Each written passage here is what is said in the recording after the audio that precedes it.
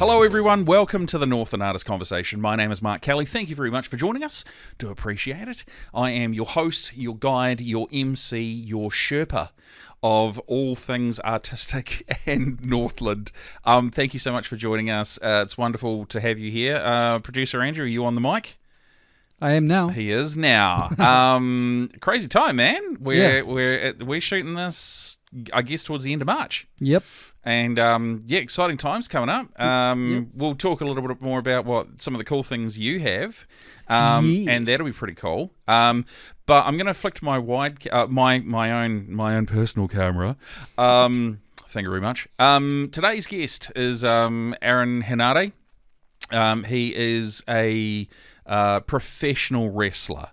He wrestles for New Japan Pro Wrestling, and he is now a resident of the beautiful Whangarei, Northland, having moved here last year. When I connected with Aaron, I was like, I really want to get you on the podcast because his story is just super interesting in terms of, we have a lot, we've had a lot of different artists. We've had the musicians, we've had a couple of actors, we've had the poets, the authors, all the way through to some behind the scenes guys, and we've had we've had a chef on as well. So I wanted to get Aaron on for his journey as a creative person in a more athletic endeavor, because wrestling is very athletic. So I'm going to just shut up so you guys can enjoy this. Let's sit down and have a conversation with Aaron Henare.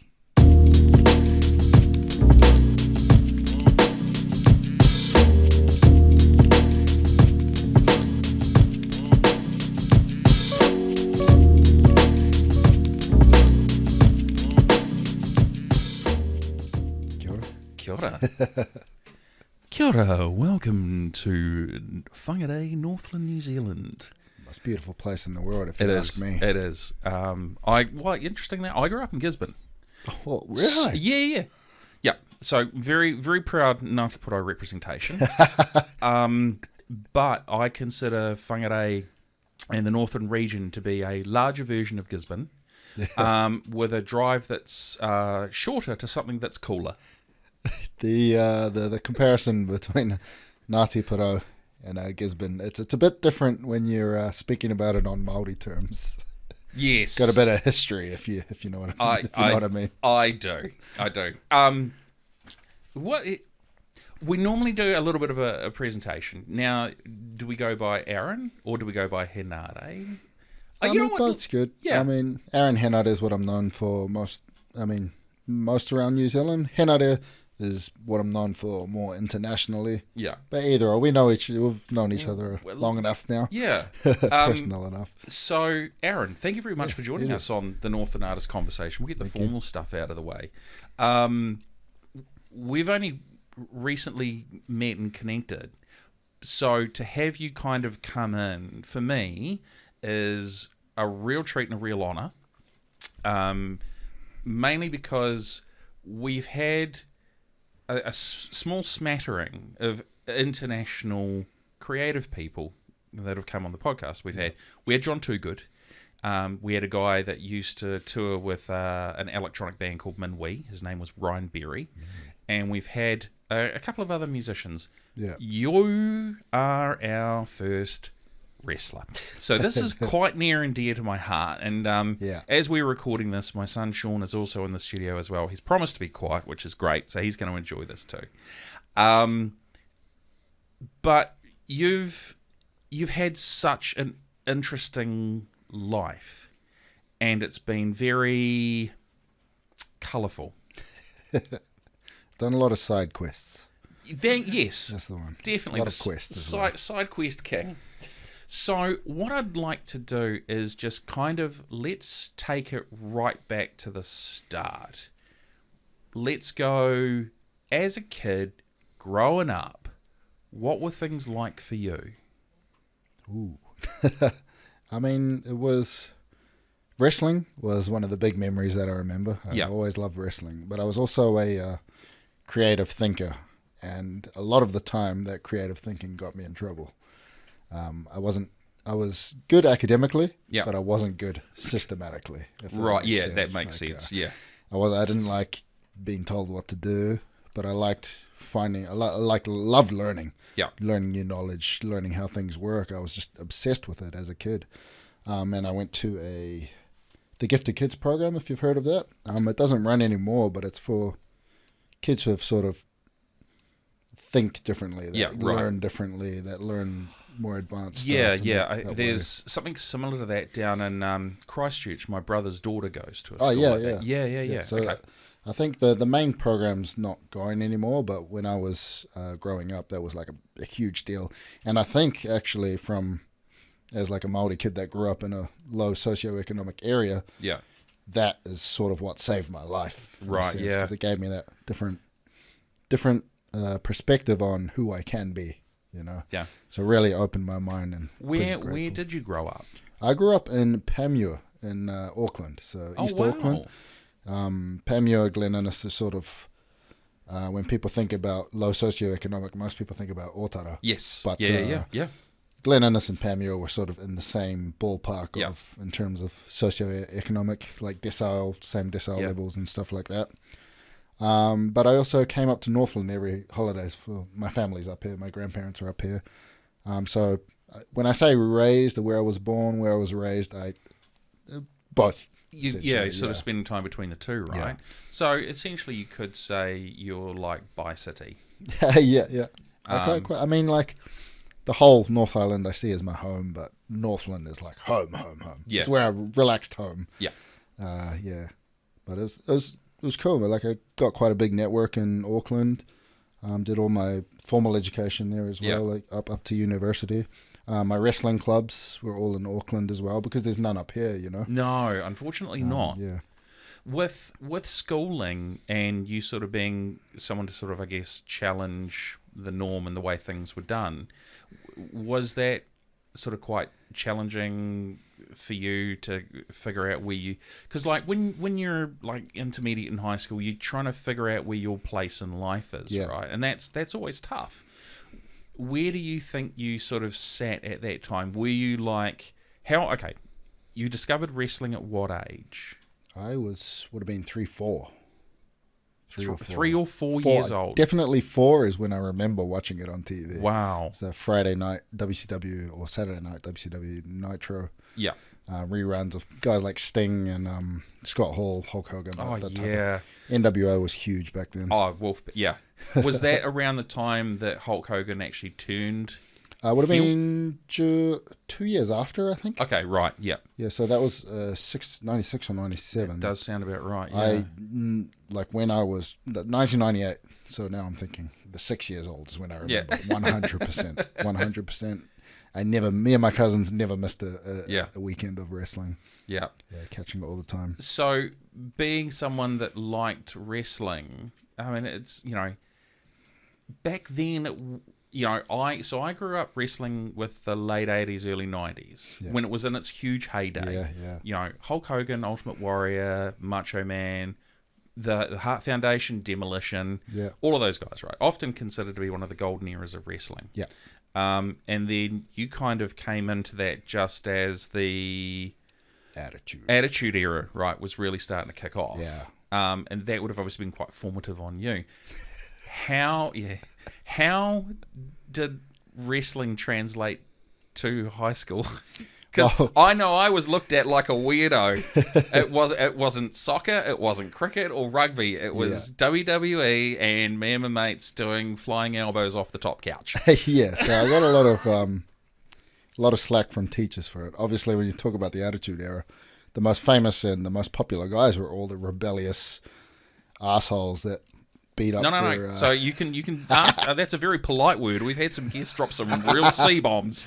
Yeah, we have like the very, very rebellious assholes. But like I sort of, it wasn't me trying to be an asshole. It was more just me trying to. I saw guys like Stone Cold Steve Austin that question authority. Yes. But then I'd question authority in a environment that wasn't designed to have authority be questioned. Yeah, it was like, you do as I say. Yeah. So like, I remember distinctly in high school, like, I knew that teachers didn't like me, so I played to it a bit. I was playing what they call the heel in wrestling. Yeah. So I at the one of the gyms I was training at the time was a fight club, which was a offshoot for a local gang. Right then. Yeah. So I would wear that shirt to school and look at teachers in the face. You would actually wear the colours. Yeah. Were you affiliated with the gang at all? No, so they ran a gym, which was a gym for free. And growing up as a poor kid, you don't have any money to go to the good, gym. Right? Yeah. So I mean, they offer the gym for free. You could work out, you could swim, you could there was actually a huge Buddhist sort of monument at the top of the gym. Oh wow! So it was about 4 levels. Yeah. People who know what I'm talking about know which gym I'm talking about. I don't want to say, but it was a Buddhist sort of monument at the top of the gym. Yeah. And some days after school when I'm stressed out and the teacher's been arguing with me all day, even though I was a straight A student at school, excellent student, I'd be stressed. So I'd go there and I would just sit up there and there was just a little statue of Buddha and the little Kung Fu dummies up the top, and I'll just stand, just sit there because these people have given me a place to just escape from that, you know? Yeah. I was one of the few that didn't go that direction, but... Could you have? 100%, and I would think I would have been really successful in that realm of success. Yeah. It's a perspective. But I mean, the academia was something that I was always passionate about, and wrestling was always something that I was passionate about. So those are the sort of avenues I went down instead of the other one that a lot of the alternative life. Yeah, a lot of other poor people, a lot of other Māori people go down that road because it's easier to succeed that way. But yeah. So you're in high school. Do you finish high school? Yeah. Okay. It was a merit and excellence endorsements. Wow. Yeah. Okay. As I was quite successful. Yeah.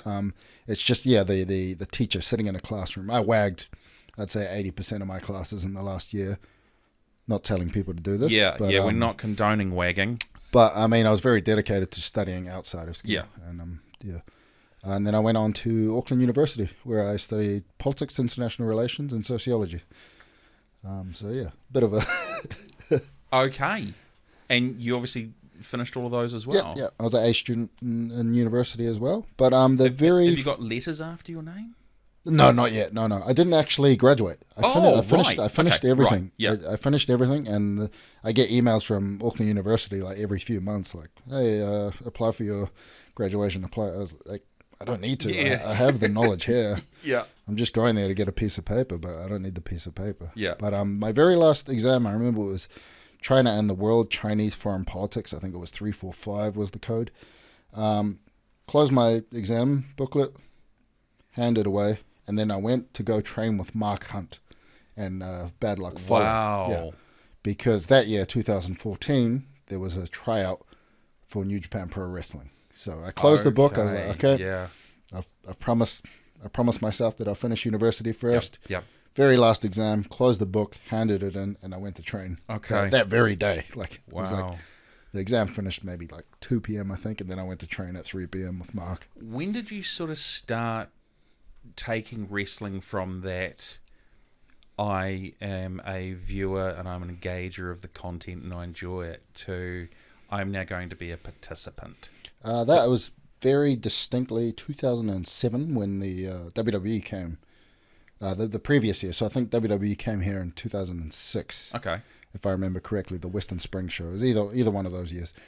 And then I obviously a poor kid, I saved my pocket money for like 6 months to buy a $50 ticket to go to the show. Yeah.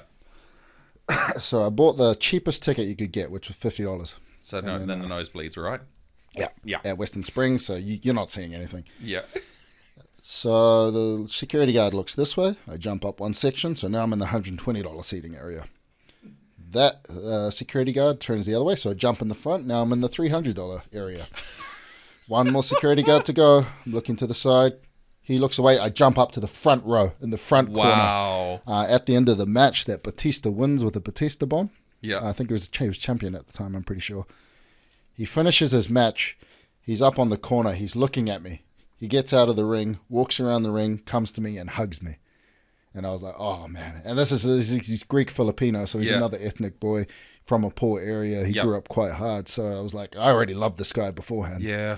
And now that was a moment I was like, nah, man, I want to do this. I want to be a wrestler. So that very moment, like someone's probably got it on camera right now. Oh, that exact moment.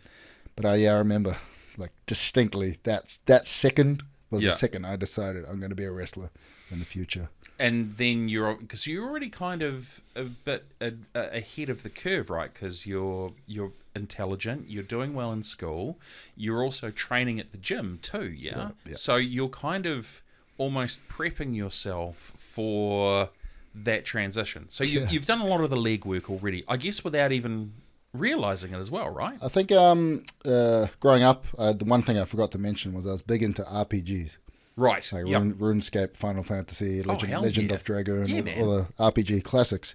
So that's sort of how I structured my mind at the time. Like, life's just a bunch of stats that the more you work this stat, the more that levels up, the more this levels up. So that's sort of how I looked at it all. And then overall, it gives you your total level. Yeah. So that's how since being a kid. And I think actually the reading Final Fantasy, like, because you have to read, right? Yes, There's no voices back. I think that's what got my reading so high. Yeah, was just playing those games. But yeah, that's how I approached it. So when I eventually met Bad Luck Fale, who was the guy that sort of gave me the opportunity to go overseas, that was when I was like, hey, I've already got a ton of these stats, you know? I could actually do this. Yeah. Like, I could go. I've done amateur wrestling, martial arts, gym and stuff like that. Let's go. Let's try it. So... Where did you train initially for the wrestling? For pro wrestling or just wrestling in general? Just wrestling in general. So I started at Dilworth Grizzlies Wrestling. Okay. So the Dilworth College, they used to have one of the most successful wrestling programs in New Zealand. Oh, wow. So they're one of the big clubs. There's Dilworth Wrestling, Kelston Wrestling, Hamilton Hawks Wrestling, Rangiora and Mount Maunganui, sort of like the big clubs in New Zealand. And this is traditional Greco-Roman wrestling? Yes, freestyle Greco-Roman and submission. So there were a lot of Iranian guys, a lot of Japanese guys that came over. And then from there, I trained at IPW, who had open tryouts. And what age is this? 15.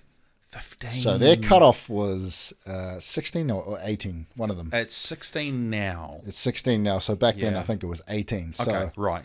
But luckily for me, when I was 15, I looked like I was 18. Okay, yeah. And I spoke like I was 18. Yeah. So I just wrote down 18 on my application form. They're like, oh, yeah, let's get this guy. He's got rugby, wrestling background. Yeah, let's give him a... And then I just smoked everybody in the tryout. I came fresh out of rugby season. Yeah. Yeah, fresh out of rugby season, fresh out of wrestling. So I think wrestling's like April for the Nationals. And then the IPW tryout was, I think, May, June, something like that. So I just smoked everyone and then got in there. But I was still 15. But then I was 15 for 3 years. And people started thinking, hey, this guy's been 15 for a long time. Then all of a sudden I was 18. Yeah, right. And by the time everybody realized I had lied about my age, they couldn't do anything about it, you know? No, because it's all good at that point. Hey, you let a 15-year-old, you're the one going to get in trouble if you complain. How did the... So, as someone who's really sort of only been into the New Zealand wrestling scene for 2.5 years, what was the wrestling scene like back when you first started? It's actually quite similar to what it was now. The only difference is there weren't any, and I mean any, there were no international professionals back then to learn from. So there were no people that have been in, say, New Japan Pro Wrestling, which is one of the biggest... It's the biggest promotion outside of North America. Yes, and comfortably. Yeah. Comfortably. And then you got guys that have actually gone overseas, trained, like for myself, for instance, I've trained with the WWE head trainers, New Japan Pro Wrestling head trainers. I've trained with the CMLL, which is Mexico's top promotion.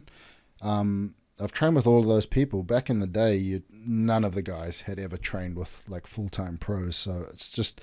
The level of expertise that's accessible to us now is, I'd say, 1,000-fold more than it was back when I first started 17 years ago. How did it go when you first started? Can you remember your first match? Yep.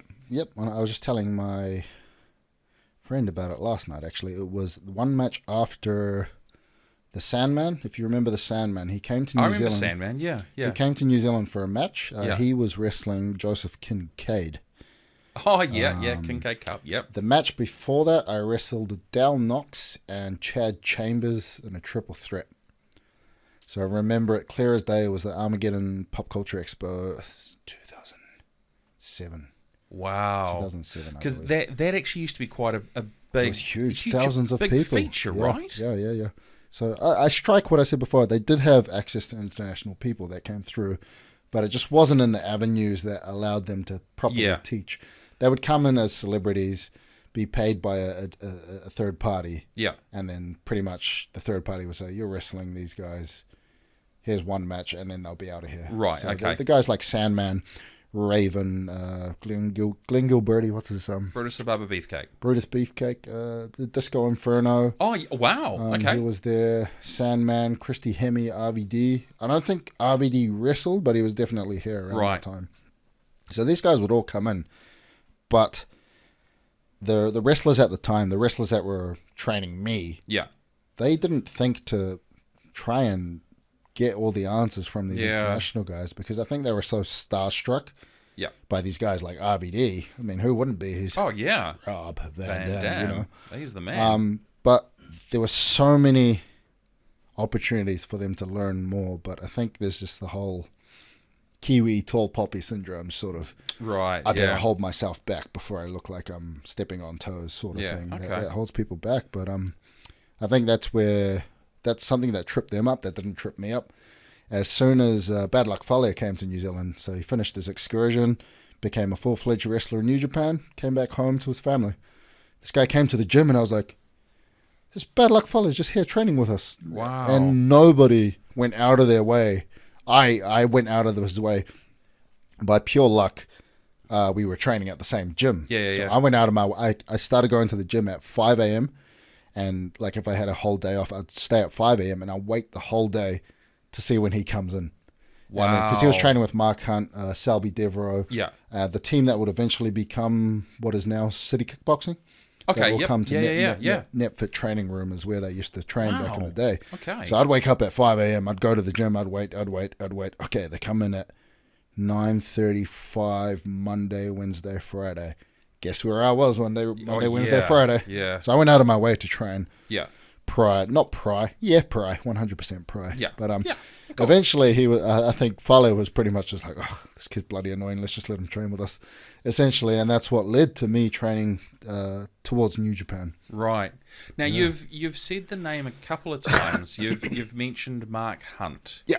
Now is this for some of our listeners? Are not really sports enthusiasts, but some of them are. Now is this the UFC Mark Hunt? The K1 World GP champion. Wow. Yeah.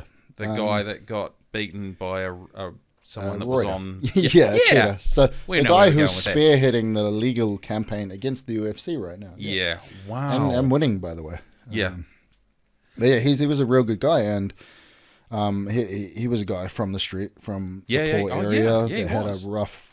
I haven't really said my life was rough, but because compared to him, it wasn't. Yeah, Mark's was very challenging. Very challenging, right? And you got to think of all the mental hurdles he'd have to go through to go to Japan and become K1 champion, to go to America and fight in the UFC. Did you see guys like that and thought, man, if they can do it, 100%, I can as well. 100%. But for me specifically, I wasn't seeing many Māori. Right. There weren't many Māori wrestlers. There's maybe one or two that came through K1. Most of them are all local, which I found is a very, very Māori trait, is that we're very Aotearoa focused. Right, They love just feet rooted down where you are, whenua. So I did look to Mark Hunt, especially when he dropped me off home one day after training, and he said, "Yeah, are you Cook Island?" I'm like, "Yeah, my mum's half Cook Islander." So, "Where are you from?" "I'm from Atiu and Atutaki." "Me too." Oh, wow. So we sort of bonded over that, and then I took a look at my square head in the mirror, and then I looked at a photo of Mark Hunt, and I was like, this makes sense. We both got square heads, and people like punching us, and we don't get knocked out. But So, okay, so you have your time. You've made the transition from they call it a mark. Is that correct? So in a way, yeah. Yeah. Fandom, yeah. Yeah. So you've made the transition from fan to performer, and you've been through. I think through sheer will of perseverance as well. You've kind of been able to connect with people that have been quite formative for you. Yeah. How long were you with IPW? So IPW is Impact Pro Wrestling. Yeah. And Impact is one of the longer wrestling. They are the longest. Yeah, the unbroken wrestling promotion. 20. I think 25. I think something like that. Yeah. Over 20 to 22 years at least. Yeah. So you were there, sort of in the, I guess the late aughts, and then into the teens. Yeah. How long were you with them before you were like, I need to make a move? Yeah. Where was there a defining moment or a match or a life event where you were like, yeah, I'm ready. I'm going to go overseas now. It was more that training with Fale. Right. Okay. When I started training with Mark and Fale and all these guys who are successful overseas, whether it be MMA or in pro wrestling or in. We had artists, so DJ Reminisce was in the team. Oh, wow. The world's toughest DJ. So that guy was sparring with Mark Hunt. So he's another one. Not mucking around. No, he's not mucking around. So no. Yeah, world's toughest DJ, world's strongest DJ is what his moniker is. Yeah. And then you had guys like Hemi Ahil, who was a boxer. Wow. There were like a whole range of people, but it's more that sort of the people you hang around. If everybody's resonance is quite high, you'll just naturally sort of resonate at that higher frequency. I don't like being into the whole mumbo jumbo frequencies, dimensions. As one person goes up, they lift the others up, right? Yeah. So I guess when you've got people that are that are performing at a very high caliber, you're all balancing each other out, right? Yeah, and some of us were athletes, some of us were like a DJ. Yeah. But we were all doing the same training because it sort of picked all of us. And this is when Mark Hunt was training for Bigfoot Silver, I believe. So it was one of the most famous fights in history. We were all in the training camp together. Alex Flint was the guy. He's the master. So he's a personal trainer, but the way that he puts everything together is very artistic. The way It's very like body weight focused. Natural movements was sort of like the core of what we were doing back then. But it was just that level of group is like amazing. And then you see it in guys like City Kickboxing, where it's all of those people at that level that are just holding everybody up, pulling everybody up. If you want to speak in Māori terms, it's the mana. It's like if you surround yourself with people with high mana, your mana will build just by being associated. You have the moment where you didn't actually even talk about that. What was your one moment? The Batista one? It was no. Or the training? Where you decided, I'm done in New Zealand. I need bigger and better things. What was that one or was there one moment? Yep, I know exactly when it was. April 13th, 2014. That is very specific. Yeah, very, very What specific. Happened? It was after one of those trainings, and so we did the 5 a.m. training at some random warehouse in Manukau.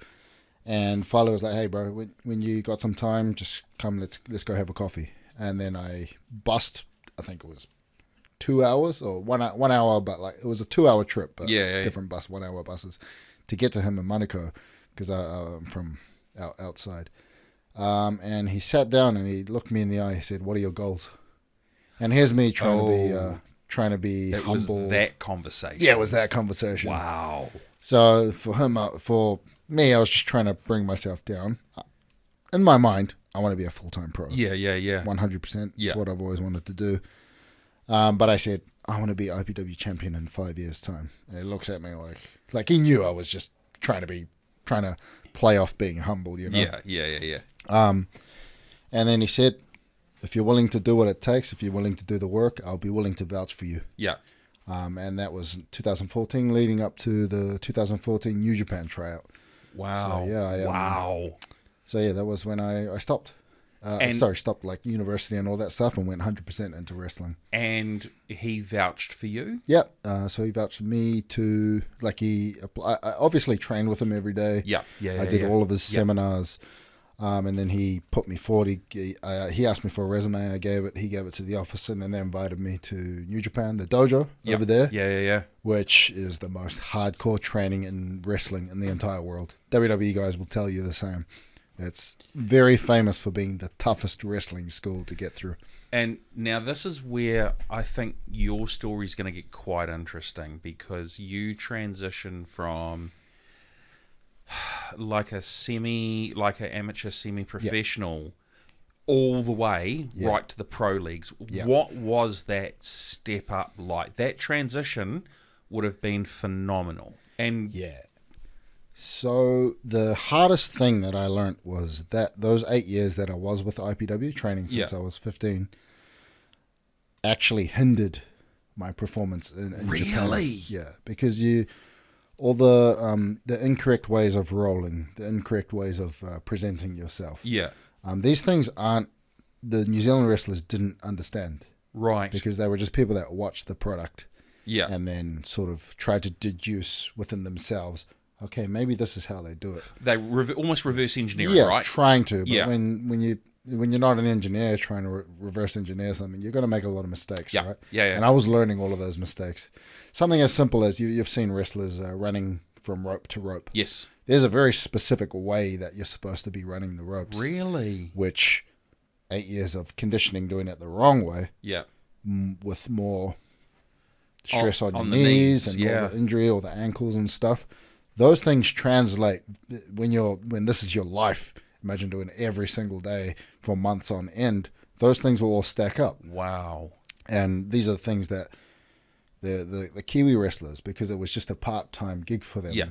They weren't thinking about that sort of stuff. When I was just doing it part-time, I wasn't thinking about that sort of stuff. But when it became my livelihood every single day, those first 3 months in the dojo, I was like, all right, I got to empty the teacup, wait, and then refill the teacup. Yeah.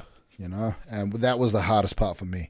And that's something that a lot of the New Zealand wrestlers, New Zealand promotions don't understand, is that difference, like the divide between where we are and where the rest of the world is. How tough mentally was it? Because you've grown up in New Zealand, you've spent your time in Auckland, you've built all of this wonderful network around you.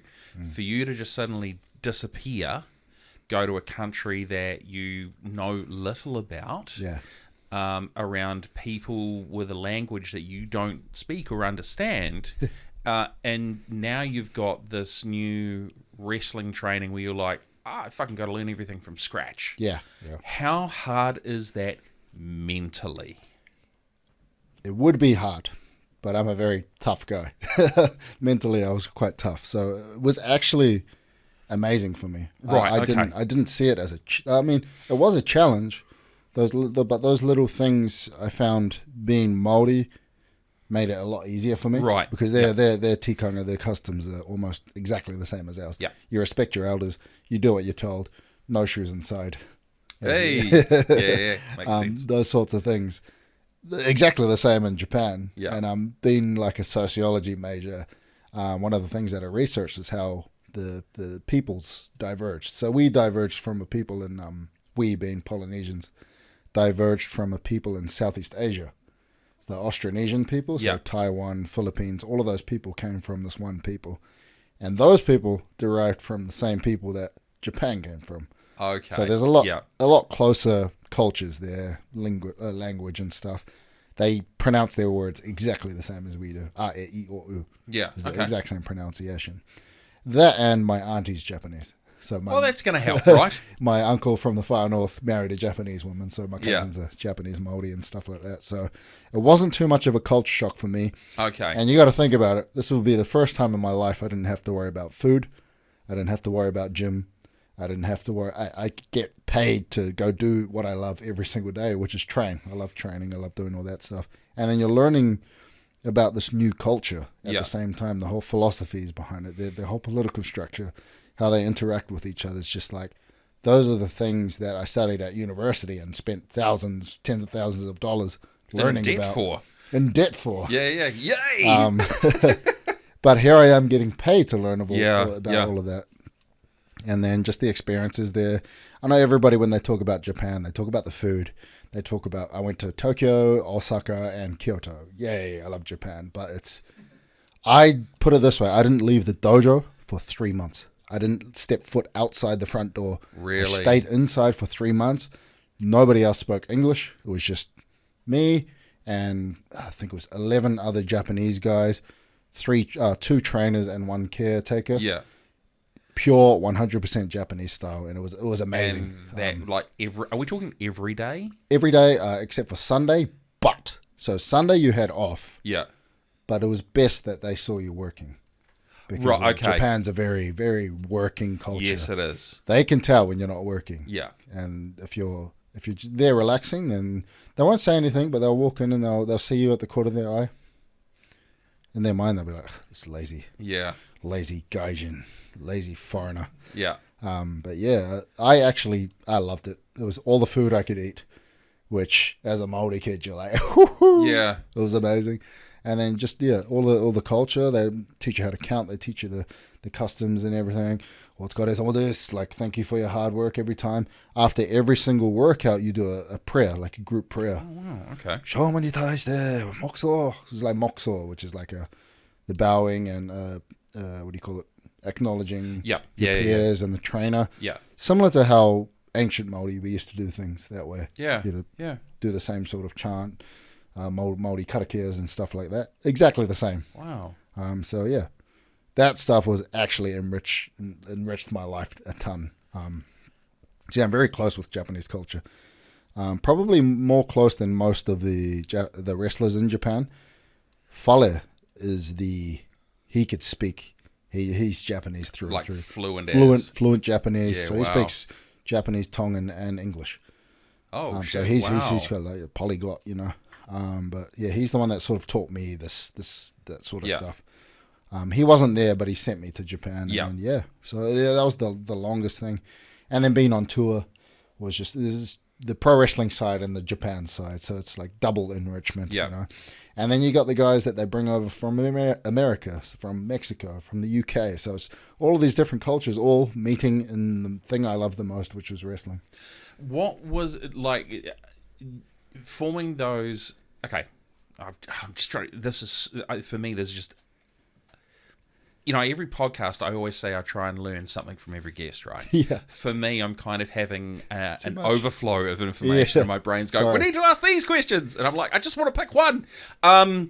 As someone who committed themselves for 3 months solely with the, I guess, single-minded, narrow focus of becoming a professional wrestler and not passing up the opportunity. Yeah. Right? What was it like when you would have other English-speaking people come in and train with you? So most of them didn't even care. So especially the Americans, they don't really care about culture. To them, culture is just what you consume, you know? Right. So to them, if you eat ramen and sushi, then you love Japan.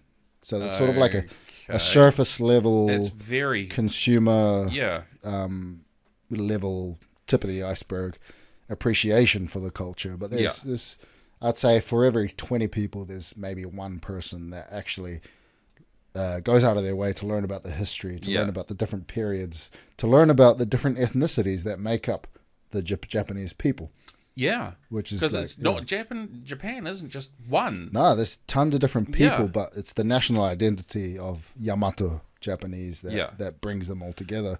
But you've had like 15,000 years ago people, then the 10,000 years ago people, then the 5,000 years ago people, all from like China, Korea, Siberia. So I knew people today.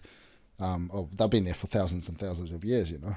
But when you think of Japan, you just think of a homogenous Japanese people. Yes, absolutely. But there's so much rich culture and history, as there are with most people. I mean, like Britain, for example. Yeah. There's tons of different peoples that have come in. But that's the stuff that people don't really learn or care to learn about in Japan. Yeah, okay. But those little things, like the different regions, the different daimyo or the lords that took care of different parts of Japan. Right, yeah. So that's one of my lords, yeah? one of my favorite parts about Japan is just going to all the different palaces.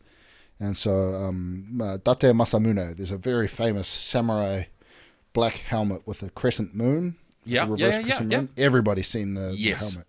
So he was in charge of like where is it? Fukushima, around the Fukushima area. Sendai, sorry, if I mixed. One's the province and one's the area. Yeah. But yeah, Masamune was the guy around there. And my favorite place is Kumamoto, which is the south end of Japan.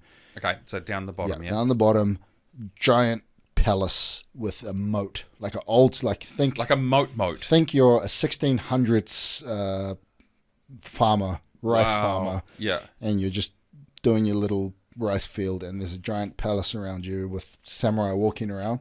When I walk into that place, I feel like I'm back then. Yeah, wow. And which is just that as a Māori, just the ancestral sort of respect is something that like resonated with me. And every time I go there, I get chills. I'm like, wow, this is amazing, because I could feel that I'm just this little kid running through the palace, like outside of the palace, obviously.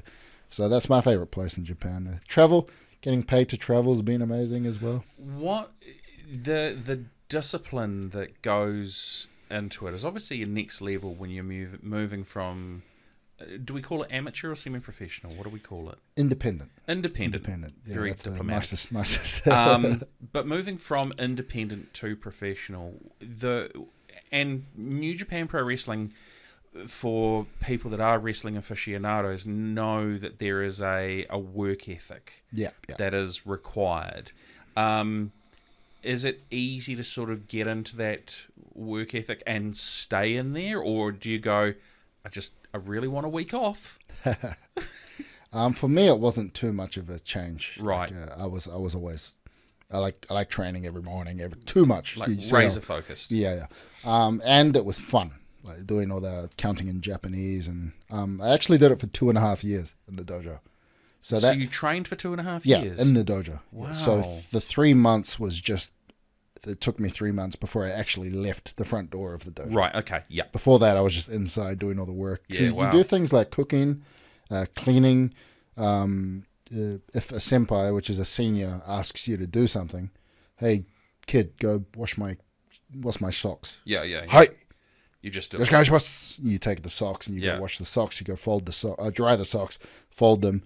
If he asks you for his socks, you give them to him. If not, you go find his locker. Okay, Makabe-san, put it in Makabe's locker. Bam, you're done. Wow. And it's that sort of it got described to me by an old sumo wrestler. If you think of the flag of Japan, yes, the circle, and he explained it to me that the cycle of the guys on top will be the guys on top, and then the new guys that come through will always be supporting the guys on top, so that they'll become those guys. Yeah. And it's just an everlasting circle, which is sort of the central philosophy of Japanese culture. Right. Is that just the cycle, the constant cyclical. Yeah. So in a Western sense, it's called positivist progressivism. So it's everything. Okay.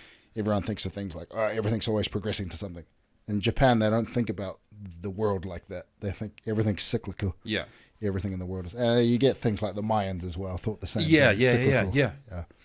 So, how long did you actually train for before you were able to get out and like wrestle your first match versus a televised match, I guess? 4 months in the dojo, which is less than most people.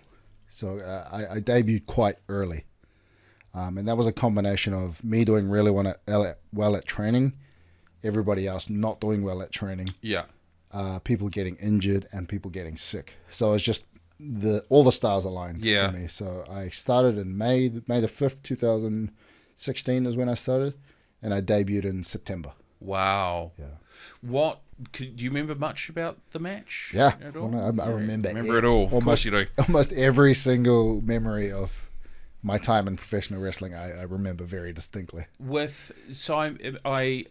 to throw a few assumptions out for a moment. But when you're wrestling in New Zealand, you're wrestling in front of like tens and hundreds of people, right? Yeah.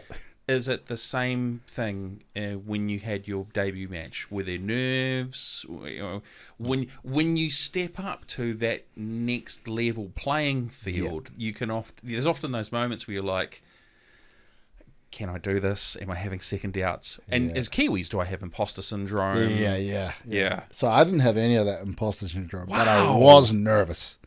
And the nerves they weren't can I do this? I don't think I could do this. It wasn't that. It was, I've been thinking about this for so long.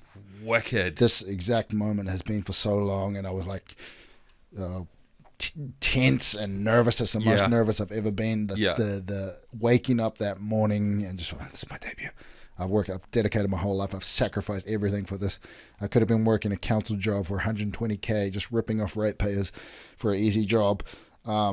But no, I gave that all up for this. Yeah. And then they put me up against the guy who had been wrestling for like 18 years. So here's me, just my first match pro. Yeah. I'm like, alrighty. In Japan, it's very sport orientated. Yeah, less entertainment. It's not a soap opera. So if you're coming in and you think you're just going to have a walk in the park, everything is fake, like they love the F word, try dropping the F word in Japan. See how you feel. You're going to get knocked out on your first time. Yeah. To give people sort of a sense of understanding, so a lot of people will be familiar with the WWE product, right? Yeah. Now that's called sports entertainment for a reason, right? They have storylines, things get acted out. That's not to say that there isn't that in New Japan, but less of a focus on the entertainment, more on the sports component. When you think back, like MMA is massive now. Yes, like UFC huge. UFC huge. Take it all the way back to what was the first modern mixed martial arts match in history? Oh, you've got me. It was a New Japan Pro Wrestling show. Really? And two guys, you probably would be mind blown when I tell you their names. Go on. One was the world boxing champion. You might know who he is. He's a Muslim guy. Muhammad Ali. No, yeah, okay, yeah. Versus Antonio Inoki. No, and I was going to say it's Inoki. Who was the wrestling champion. So that was the first modern MMA match. Obviously, it was in the 70s. Yes. So that the rules of the match weren't fleshed out like they are today. Yeah, today it's perfect. But back then, it was very new, but they loved the stylistic matches. So they'd always put a wrestler against a boxer, or they'd put a karateka versus a wrestler, or something like that. These matchups, and they carry on today as well. So like you sometimes get a full-on bodybuilder versus a guy like 50% of his weight. Yeah. If that makes sense. But that's very popular in Japan, and it's very Japanese style. In terms of the professional wrestling itself, they incorporate things like Muay Thai. So there's a famous wrestler, Tiger Mask, who was a Muay Thai kickboxer as well. He did all of that stuff. You've seen some of my matches that I do. Yes. I don't pull those kicks. No. Now, that's what I was going to ask, and I think that's the big differentiator between the entertainment side of things and the sports side of things. The entertainment side of things is, we're going to do like a chop, for example, right? Whereas in New Japan, you're going to end up with something that looks like ground beef on your chest by the time the chop fest is over. It's not... You're not like delicately hitting someone and going, sorry, I hit you too hard. Yeah. You're actually going full force. You're trying to, this is a livelihood. It's not, when you're thinking back in the days, the money wasn't guaranteed. Yeah. Back when they first started establishing stuff. So if this guy's going to just try and like soften his way to the end. Yeah. It's like, you're taking food off my family's plate, man. Yeah. Which is just, and pro wrestling in itself. Pro wrestling was always, up until the sports entertainment era, it was always, back in the carnival days, with guys like George Hackenschmidt, the Carpenter, Carl Gotch, like all of those guys were catch can wrestlers, and they'd travel from different towns, different villages. Well, they do the territories, right? No, even before that. Oh, wow. So they'll do traveling circuses. Yeah. And for example, George Hackenschmidt would be their wrestler. Big tough guy. Yeah. And he'd go to each and every town, and he'll be like, I challenge anybody in the crowd right now Yeah. to fight me. And then the guy in the crowd, they're not trained, they're not a wrestler, they're not a boxer. Yeah. But they're like tough guys, like the town tough guys. Yeah. Yeah. And then George would just tie them up. Yeah. You know? But they'd sign like waivers and like, Yeah. oh, I can't go to jail if I beat you up. And then that's how they made their money. Yeah. If you beat me, I'll give you $200, which is thousands and thousands in nowadays money, right? And that's how it all started. So we stay true to that catch-as-catch-can wrestling base. Right. Okay. Rather than the Americanized, dramatized sort of side of that. Yeah, you said soap opera before. Yeah, I mean, there's a derogatory term in a sense because, I mean, let's face it, everybody that I talk to about wrestling, they call me fake. But the people that use the F word, not one of them have come to training or come to a ring when I tell them, okay, come let's spar. None of them. Look down the barrel of that camera and throw that out. Yeah, not a single one. All the Facebook comments, not a single one. Yeah. Have come to take up the challenge, you know? So that just goes to show, it's like, why aren't you doing this? If it's Put your easy, money where your mouth is, or you're just a keyboard warrior. And then this is why I don't usually tell people about the Mark Hunt or the training with City Kickboxing. Yeah, and stuff, yeah. So be humble. So you're still with New Japan Pro Wrestling now, yes? And you've only recently moved back to New Zealand. Yeah. How recent are we talking? I moved last year, June. Wow. So, I was living in Japan up until then. Just because it was easier for travel, and I love Japan. I love the culture. It's amazing. So how long were you doing the New Japan? It's been 9. This is my 9th year. Wow. So I was there for 8 years before moving back here, you know. So what brought you back? Northland, bro. Yeah, I know. I get it. I mean, I really do. Yeah, I do. Traveled around the whole world. So I've been to like Las Vegas. I've been to Athens. I've been to like Greece, those places, UK, Buckingham Palace. I've seen it all. Australia, America. This is the most beautiful place on earth. Yeah. It's like, and obviously I got the connection, the historical connection. My people have been here for 1,000 years. Yeah. So. Yeah, it makes sense. Yeah. Is this so? You still wrestle for them? Yep. So like you're still contracted to them, right? Explain it to the banks. I'm FIFO. I'm fly in, fly out. Yeah. Okay. So they just fly me out when they need me. Yeah. They've given me a 1-year paid holiday to because of my knee injury. Yeah. I'm lucky to be walking, and I'm lucky to still sort of have this leg. But yeah, it's nice to be back. It's chill. It's one of the few places in the world that hasn't been affected by the whole hyper polarization that you see everywhere else. The extreme division. Yeah. So like in Auckland, for example, there's a lot of like Māori Pākehā hate that people walk past each other on the street, which I was, to be honest, expecting up here. But then I realized, oh, well, everyone's still chill like they were for the rest of the time. So, yeah. And that's sort of one of the lovely things about Northland is people are just cool and just get on with their own shit, right? Yeah. I love it. Aaron, thank you so much for coming in, sitting down and joining us, man. I've lost count of the amount of things I've learnt from you tonight. Sorry. No, don't apologize. This is what it's all about. Now that you kind of live in Whangarei, it would be cool to see where you go throughout New Zealand and where your New Japan Pro Wrestling career goes. So we would love to have you back on at a later stage and see where things are. Yeah, definitely. Part 2. Absolutely. Very cool. Thank you so much, dude. I really do appreciate it. Thank you, bro. There you go, guys. Aaron Henare, his character is known as Henare, an international wrestler, well-travelled, well-seasoned. Aaron, you're not Aaron. Don't worry, that's honestly, my name slip. Is always Aaron to people when they mix it up. Andrew, Anaru. What did you get? What was the most interesting thing for you out of the podcast? It was cool because, he's had a lot of time in Japan. Yes. And I've got a lot of mates that are just obsessed with Japan. Yep. And to hear him talk about the actual cultural immersion compared to the commercial cultural immersion was cool. Because, you know, like, it was really fascinating that he kind of just went to Japan and stayed in a dojo for 2.5 months.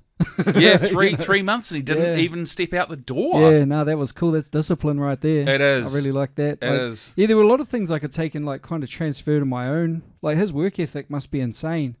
Yeah, yeah. So pretty bonkers, man. Yeah, there was a few things I picked up that I'm like, I'm going to keep a hold of that. So yeah, no, cool. Yeah. See, there was so many like nuggets of goodness that came out of that. I knew a lot about, well, not a lot. I knew some of his New Japan Pro Wrestling journey through my son Sean, who is a huge wrestling fan. Oh, of course. It was for me. It was interesting to hear everything up to the part that he went to Japan. You know, he didn't have a charmed life, but he didn't have like a really bad life either. He probably, as I think he said, like a low socioeconomic life. Yeah. And then he took advantage of all of the opportunities that were presented in front of him that were going to help further him and what he did. Yeah. And I think that is incredible, you know. Yeah. He took the road less travelled as well. No, for sure. And even hearing his, like he was talking about city kickboxing and Mark Hunt, like how all that crosses over into wrestling, which I know. I guess for an ignorant person like me, ignorant to wrestling that is. Yeah. To hear that all crosses over as well, and those skills all transfer. Yeah, albeit except for when you get to Japan, but yeah. And then, but I think at that point, all bets are off. Yeah, exactly. And you know, that's a different country with a completely different culture, as you found out. So, yeah, absolutely. Yeah. Now, if you're watching the podcast, you will notice something that is on the table, sitting in the middle here. For those of you that are listening, I will share this with you. Aaron brought the Northland PWE Championship belt, and that's the Pro Wrestling Entertainment belt. I'm going to hold this up to my camera because this thing is cool. Ooh, it's shiny. Very, very shiny, and it is very cool. It's it's silver. There's some black and some green in the wording, and what looks like a phoenix. Is it a phoenix or an eagle in there? I don't really know. It's a winged eagle. But this is pretty amazing. It's heavy. Yeah, I had a hold of it too. It's weighty. Yep. But it's just so cool that this is here. Yeah. And I've also had one thrown at me. Yeah, you have. A bent up, ripped up one. Forgot about that. Yeah, that's a story for another podcast. So where can you, our wonderful audience, find out more about our artists and everyone we've had on? I'm going to quickly give you all the details right now. For the video, you can go to Facebook, Instagram, and YouTube. All Northland Artists Conversation. Super simple. For the audio, you can go to Spotify or Google Podcasts. Again, Northland Artists Conversation. Actually, if you just go to Google in general and type in Northland Artists Conversation, you'll find us somewhere in there. And if you want to email us and you'd like to be on the podcast, or if you've been on the podcast and you want to come back and sit down and talk about where you are, we'd love to have you. Our email address is hello@northlandartistsconversation.co.nz. All one word, nice and simple. We keep it pretty quick and simple here. So yeah, thank you very much. I'm going to flick to the wide camera. Andrew, this will be coming out in, producer Andrew, this comes out in April. Okay. So what has occurred in April that has been special for you? Well, March 29, my EP dropped. Yes. And then hopefully soon after that, the music video for our song Vibing will drop, so it should be sometime in April. That will be amazing. So wherever you're listening to this podcast, whether it sort of be the first week of April, the second week of April, or if it's later on down the track, producer Andrew is part of the hip-hop collective called OBC, and they have new music. It's the first new music in 5 years. Yeah, around about 5 years. Around about 5 years, and I think that is absolutely amazing. And you recorded it in the studio where we shoot podcasts, the Five Elements Media Studio. Absolutely. And Indeed. And we were just talking about this before we started doing the intros and outros. It's it sounds like $1 million. It does. It blows me away every time. I mean, to be fair, every time we've recorded it, it gets better and better. But this is a definite leap forward. Yeah. Yeah. I can't really explain it until you guys hear it. Hopefully you've heard it. So you can find. I'll do another plug. You can find OBC on Spotify and YouTube. Yeah. And everywhere you consume music, I'm pushing it out to everything. Everywhere. It's going to be on TikTok even. It's going to be on Instagram. It's going to be on Facebook. You can chuck it in Reels. You can do what you like. Oh, man, that's so cool. So, look, on behalf of myself, producer Andrew, editor Lee J, the rest of the 5 Elements Media team, Northland Artists Conversation, thank you so much for joining us, and we will see you guys real soon.